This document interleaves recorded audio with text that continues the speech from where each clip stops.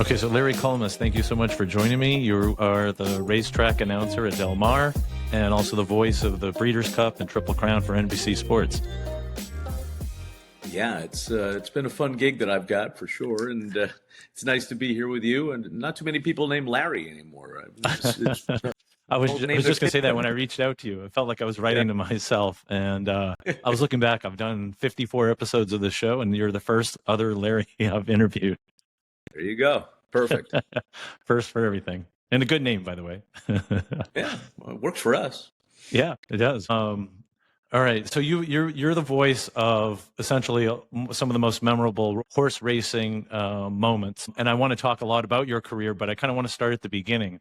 Your childhood. I was reading that you had originally you worked with your father at a track at setting up a sound system, right? And that's how you kind of got you interested in horse racing to begin with. So talk a little bit about that. Yeah, I grew up in Maryland, and my father put in sound systems at various places, including the Maryland State Fair, which had a horse racing meet. It's a place called Timonium, Maryland, which is just north of Baltimore. And he would take me there and, try to help him out in the summer. And, he quickly found out that I was mechanically incompetent. That wasn't going to be my forte. So he basically had me hang out, and while he set up different fair functions and exhibits for sound, he had me hang out at the grandstand at the racetrack and make sure that the sound was loud enough or too loud or whatever it was, and I would make the adjustments. So I would go upstairs and go up into the press box and where the announcer was and make any adjustments. And while this was going on, I just like, wow, this horse racing thing, this is cool. This is something I want to get involved in. And then I just started hanging out in the press box and getting to meet all the different people there. And then I was listening to races around the country and all these different styles that these announcers had. And I'm like, well, this is pretty cool. Maybe this is something I could try to do. And so I just got a little pair of binoculars and a tape recorder, and they found room for me at all the Maryland tracks. And I would practice by calling some races. And then one day, the general manager at Pimlico, where they run the Preakness, Chick Lang, he heard me practicing, and he's like, yeah, well, why don't we get you started? I was 18 years old. He says, we'll have you call one a day over the microphone. And that's how things got going for me. And it was nonstop ever since. Did you have to submit like your tape to him? Did he listen to it, or he just saw you with the recorder? Like, who's this guy in the stands? Yeah, well, I was up. Yeah, I was upstairs. Okay. Basically in the timer's room. I was hanging out in his room. That was my little practice area. And the lunch room for the press box was right behind that. And he happened to walk by when I was doing one of the races. And he's like, he heard me, and he's like, well, I'm going to find out what's going on with this, yeah, this guy. This kid? He sounds okay. So, and that's how it all worked. And what was it about the press box that drew you in? I know you mentioned something in an article about the characters that are in the press box. So I guess what drew you into like that part of it more so than, another aspect of horse racing or the sport itself? Yeah, I mean, there were in the Maryland press box, there were a bunch of fun people, and then they all sort of took me under their wing. I was the little kid. I started going up there when I was 16, 17 years old, and I would stick around and play cards with them after the races and all that stuff. And I think they called me Lumpy. That was my nickname back then because I was a little chunky, and so it was a fun time. But yeah, I just felt like when I got up there, I just fit in. It was just like the atmosphere that I felt like I wanted to be around, and that was what got me started. It was almost more that than the actual racing that was going on, but it was definitely both. And was it horse racing like that you were naturally drawn to, or was it like the actual announcing part? Because I feel like like a young sports broadcaster may want to like call sports in general, or maybe like different sports. What gravitated you towards horse racing? Was it because you went with your father and were working on the sound system at a horse track? If it had been a baseball stadium, do you think you would have been into baseball or anything like that? Definitely, because I love baseball. I still love baseball. In fact, I'm out here at Del Mar, California, and I went to the Padres game last night and had a great time there. I love baseball, and I would always, in fact, I remember when my father was doing like the Baltimore Symphony and setting up the sound for them, I would be doing sound checks for him, like announcing the Orioles starting lineup and things like that. So I was definitely into other sports. I grew up an Orioles fan, a Colts fan for football, Baltimore Colts, not Indianapolis, Yeah. and from there, just I think it was what it was just the opportunity at the horse racing side of things. I was there. I knew everybody.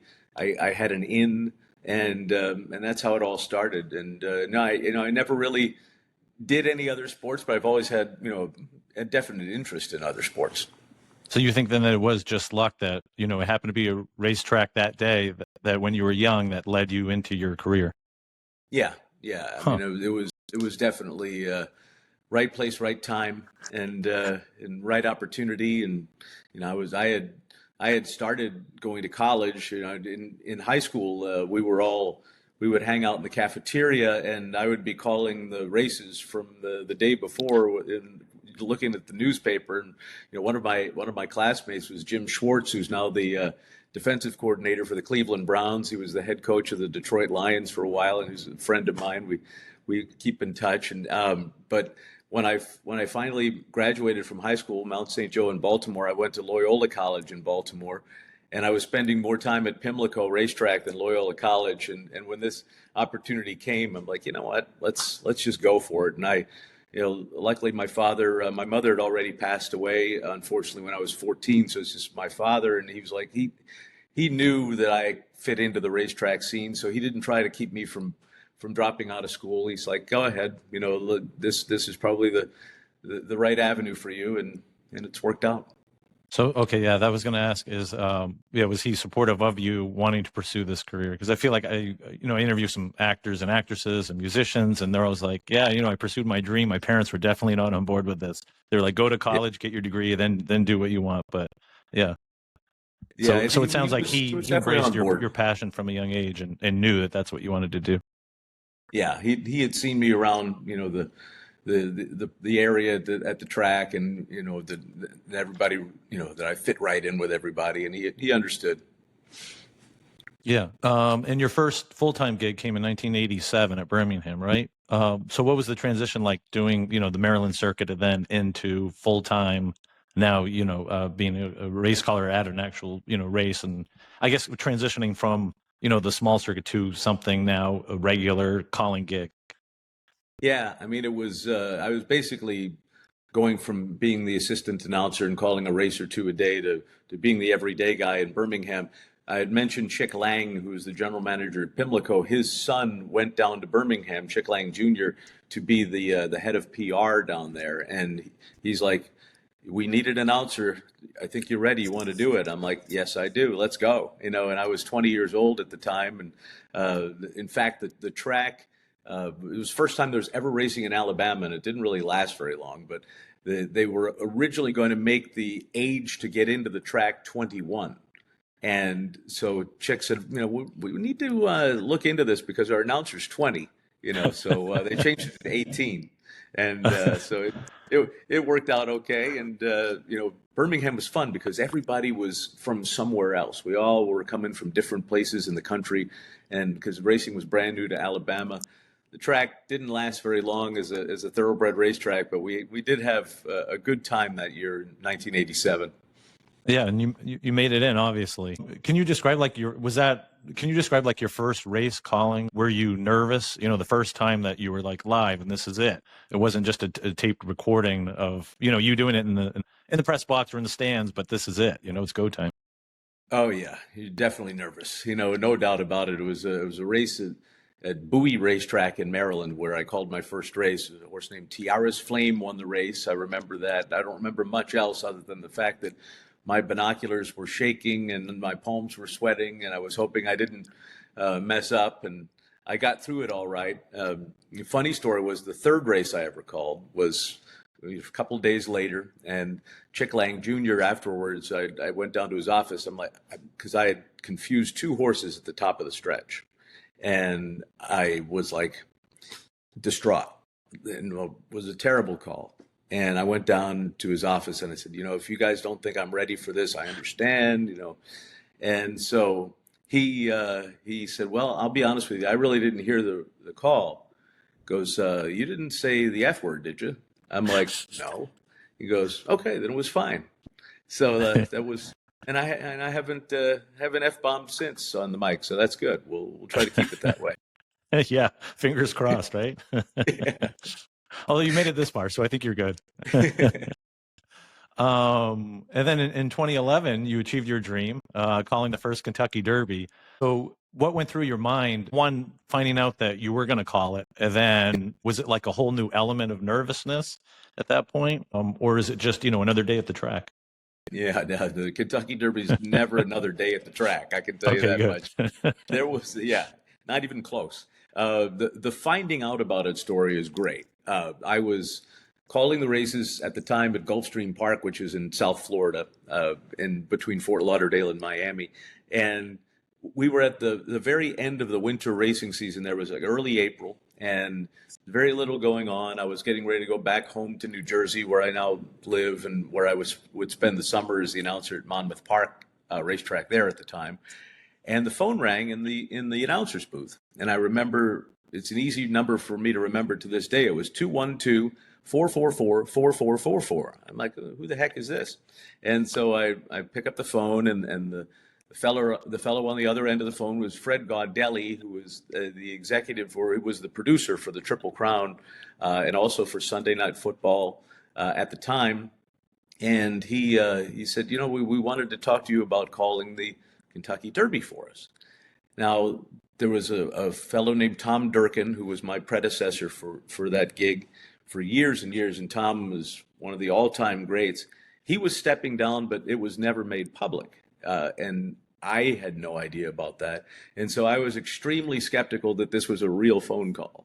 And I said, that's Tom Durkin's gig. What are you talking about? He goes, well, Tom's stepping down. This is really us. We'd like to talk to you. And can you fly up to New York? So like 3 days later, they flew me up to New York. I went to 30 Rock and met him. Sam Flood, who was the executive producer for NBC Sports, and Rob Hyland, who is now the guy for Sunday Night Football, and he was our producer for years for the Triple Crown. We had lunch. It was time for me to get a car ride back to the airport to LaGuardia to go back to Florida. And I'm in Fred's office, and this guy walks in. I look, I'm like, oh my God, that's Dick Ebersol, the chairman of NBC Sports. This is crazy. And so he walks in and goes, hey, Fred, we got the NFL schedule came out. We got Colts and Patriots, Brady and Manning. We're going to have such a great schedule. And Fred is like, hey, Dick, this is Larry. We're talking to him about taking over for Durkin. And he goes, oh, yeah, nice. Well, we got this game and we got this game. And he totally didn't care I was even there. And then so he turns around, starts walking away, and he turns back. He goes, oh, Larry. It's like, do you believe us now? Because he had heard that I was skeptical. So the whole thing was kind of a setup. And then that night I was back in Florida. My cell phone rings, 212-444-4444, and it's Fred saying, welcome to NBC Sports. You're our new guy. And I went outside. I yelled and screamed in excitement. And then, like, the next day, I'm like, oh my, I'm actually going to have to call the Kentucky Derby now. So then the reality kicked in, right? Yeah, the reality kicked in. Yeah. And it's like 2.5 weeks later, there I was at Churchill Downs on the first Saturday in May. Talk about palms sweating, binoculars shaking. I remember my legs were like jello. But I got You're still like, it. I still don't believe this. Yeah. There's going to be some other announcer that's going to come out. It's not going to be me. Yeah. And back then, right under where I called the races, the press box was, and one of the fellows who was a member of the press box in Maryland, where I first started, was a guy named Dick Girardi for the Philadelphia Inquirer. And I looked down. It was the first person I saw after I called the Kentucky Derby was him standing there, and I'm like, it just like flashback to 1985, and I just started bawling. I was just crying, could not stop. Like, I just called the Kentucky Derby, and he's like looking up, and he got it. It's like, it was just such a moment that I'll never forget. And now I've called 15 of them, but I'll tell you what, the nerves, the excitement, they just don't go away for that race. It is the race for sure. And man, it's a memorable one. And people always say, what's the best thing, the thing you look most forward to with the Kentucky Derby? I'm like, when it is over. It's the fastest 2 minutes, right? And Yeah, hopefully you get through them. And hopefully you get through it. Some go better than others. There's 20 horses. There's a lot of factors and variables. So you do your best. when you on like say a race week, what's your typical schedule like? Like how soon do you get there ahead of the race? What's your prep like? Is there a lot of studying of the horses, the trainers, all of that? So you have it nailed on at that time? Yeah, there is. So it varies to the degree of the race. So for the Kentucky Derby, for instance, the preparation for that starts months in advance, because you're watching all the prep races, the horses that may run in the Derby, and you're starting to get to know them. And then when you get about 2 weeks out, Churchill Downs, where we have the Derby, will send me the jockey silks on a PDF file of what all the colors will be that the jockeys will wear for the horses.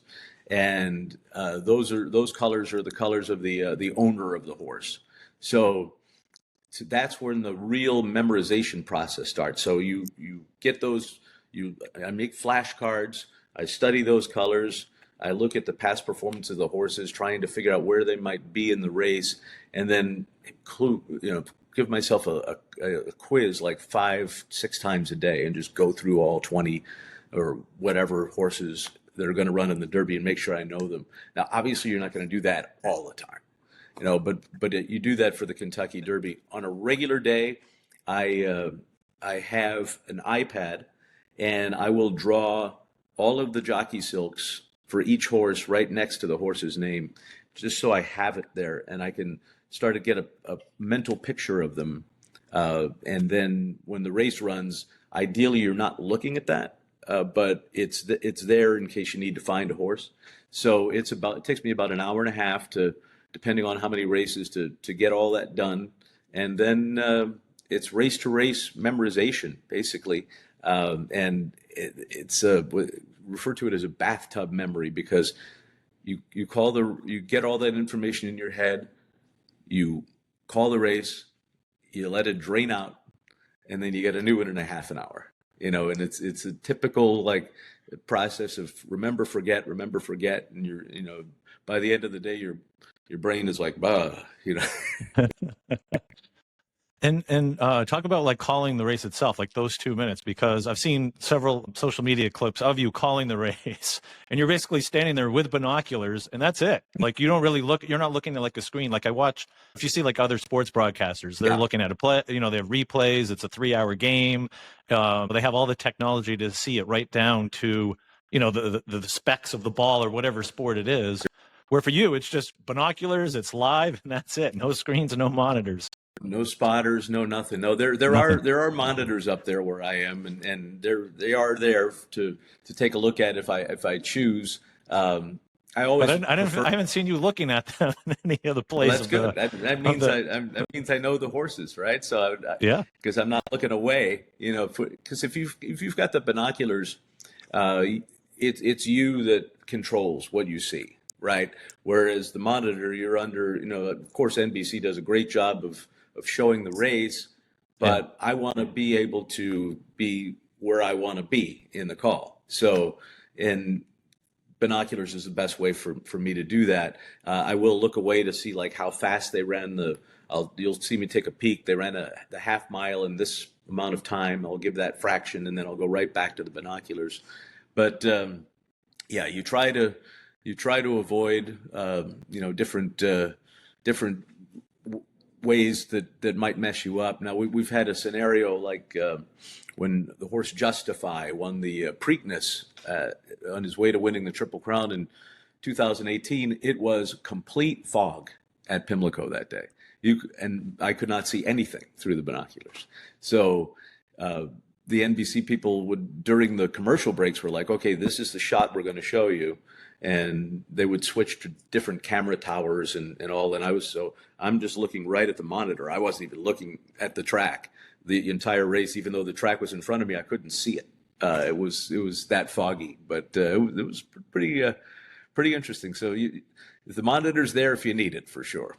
Yeah, something of like a backup. So was that the only time you've ever called a race from just monitors and not through the binoculars? Yeah, there's been a couple of other races where it's either like buckets of rain coming down or it's too foggy, but that's the only Triple Crown race for sure that I've called just on monitor. So American Pharoah, the Triple Crown, 2015. Obviously, that was historic. How do you prepare for something like that, knowing that the possibility that could happen? And do you pre-prep lines, or is it just what pops into your head at that moment? Because you only have like one chance to get it right, right? So, right. That's exactly right. And I had that exact conversation with Tom Hammond, who was the longtime host of the Triple Crown races on NBC Sports, and he's done everything: NFL, NBA, Olympics. He's done it all, and he has. I picked his brain for years with when it came to this moment. We sat down, early in the week. I said, Tom, a couple of people have said I really shouldn't prepare any lines for the race. I should, just be fresh and kind of wing it. And he in his Kentucky accent said, Larry, you're going to call a moment of history. You better have the right thing to say. And I said, that's exactly what I thought, and so I started thinking, okay, all right, people have been waiting all this time for a Triple Crown winner. This could be the time we do it. So what's everybody thinking? It's like, the 37-year wait is over. He's finally the one. And luckily for me, American Pharoah was nice enough to win by such a large margin that I could say that, and that's how the call ended. The 37-year wait is over. American Pharoah was finally the one. American Pharoah has won the Triple Crown. And that was a moment I'll never forget. It was the most important race I'd ever called and probably will ever call. That Belmont Stakes, and I love American Pharoah for making it easy for me, because if there'd been a photo finish, it would have been a little bit of a different story for sure.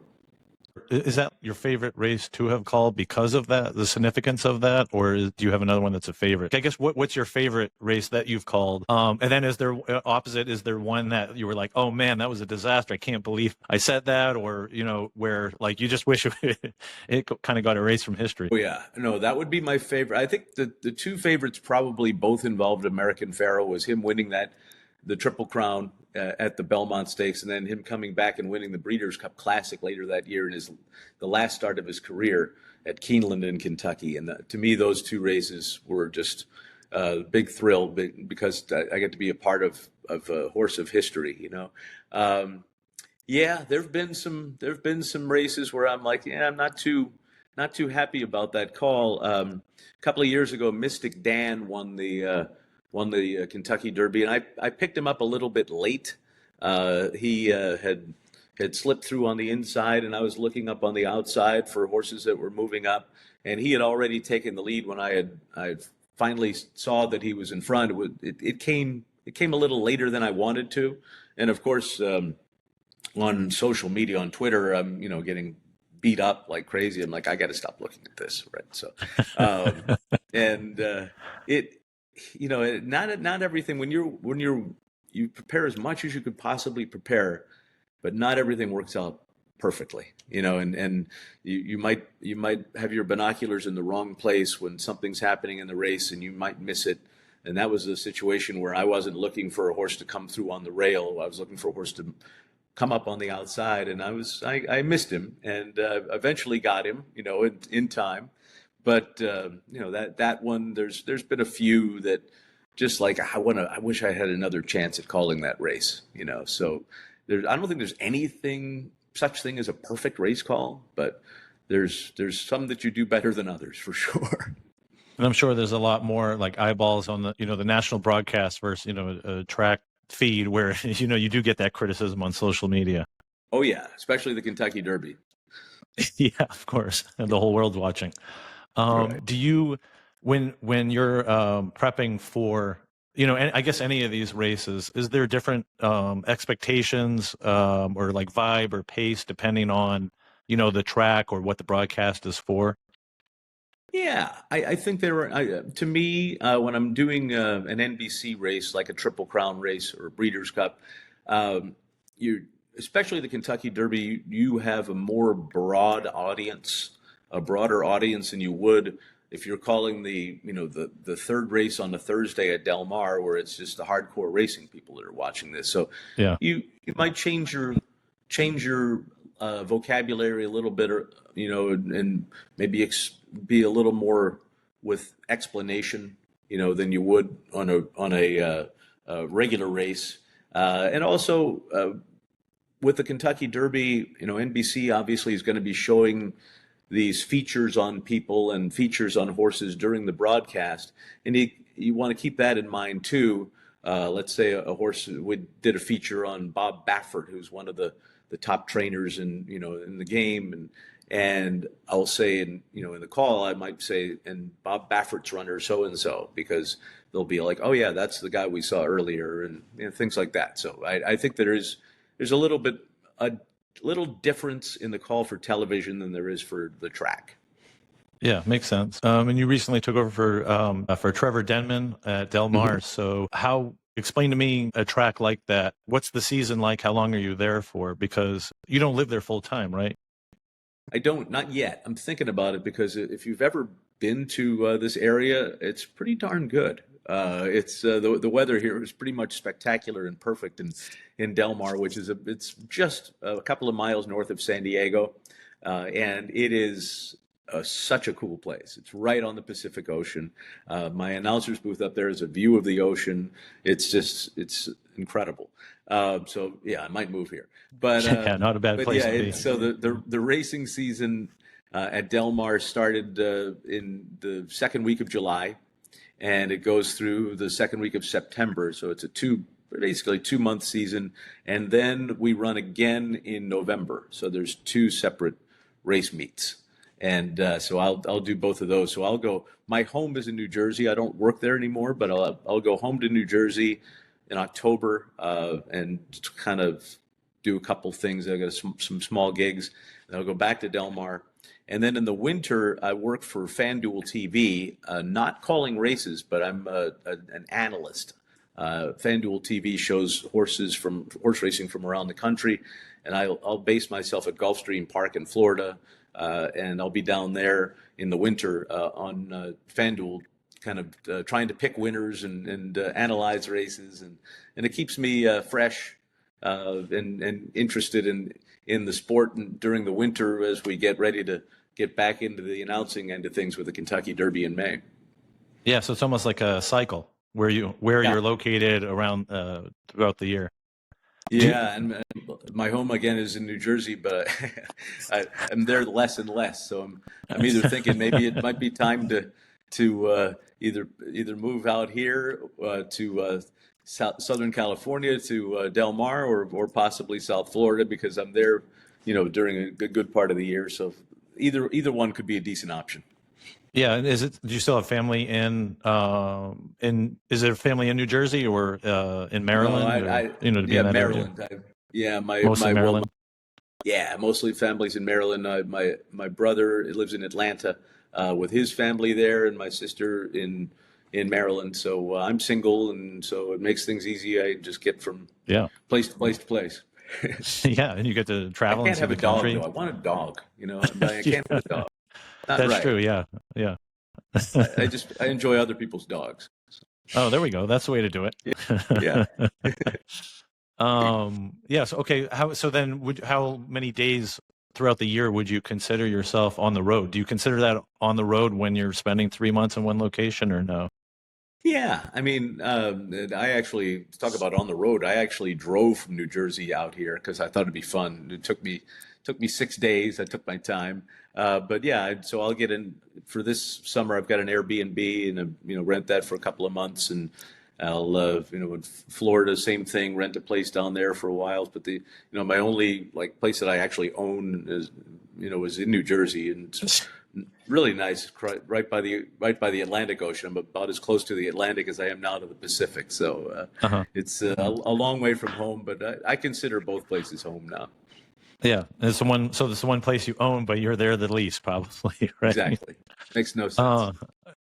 Yeah. I wanted to ask you because earlier this year you wrote on Instagram that tomorrow is the 40th anniversary of my first race in Bowie. Yep. In 1985. So what a ride it's been! 43 Triple Crowns, 170 Breeder Cup races, and a lifetime of memories and great friends.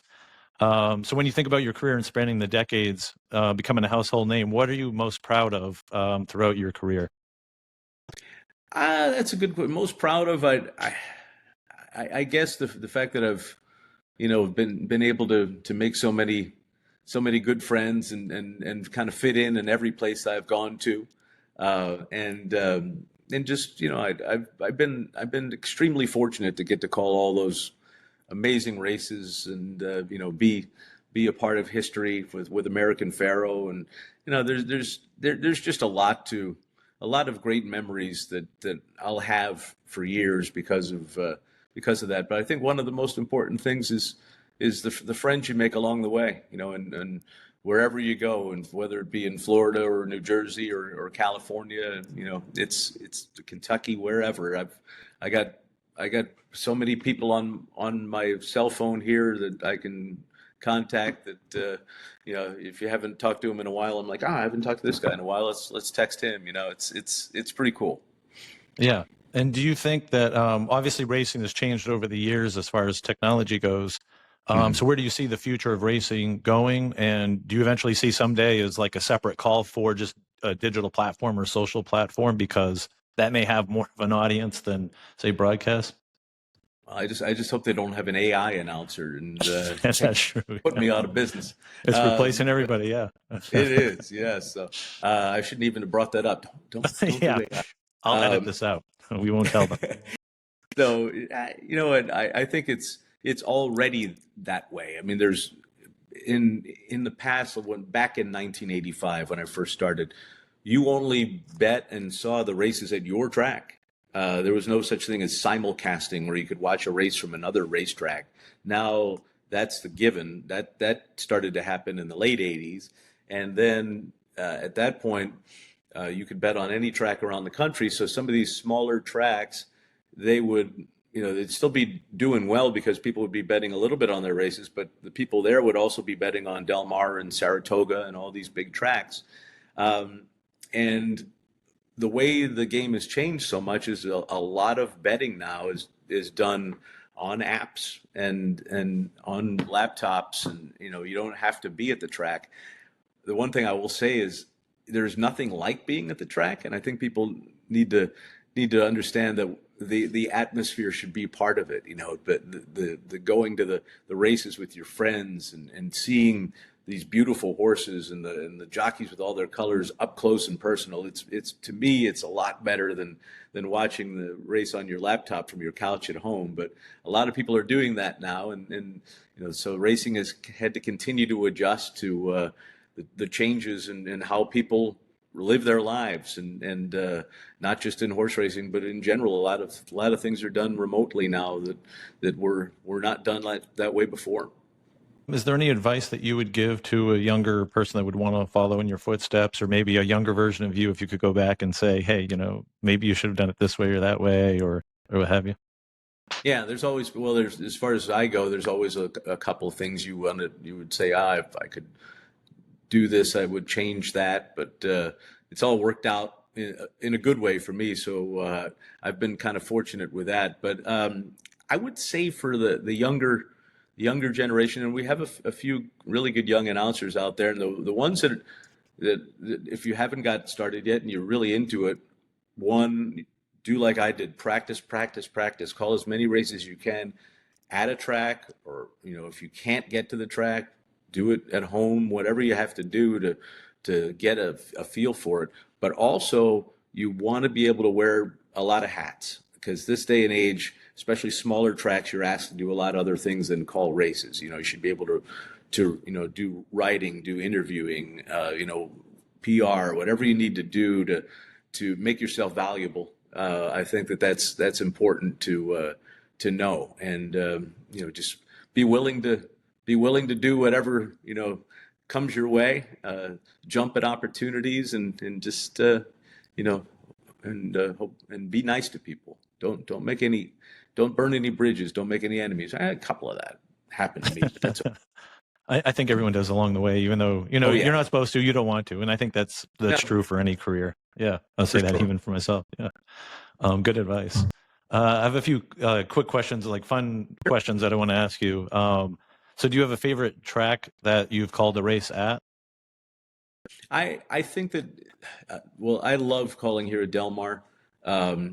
Saratoga is a special place. I was the announcer there for 5 years in New York before we had a little parting of the ways, and it's a gorgeous place with incredible history, where they get huge crowds every day, and the entire town, just horse racing, just takes it over, and it's a unique experience. So Saratoga and Del Mar are the two summer tracks that everybody talks about.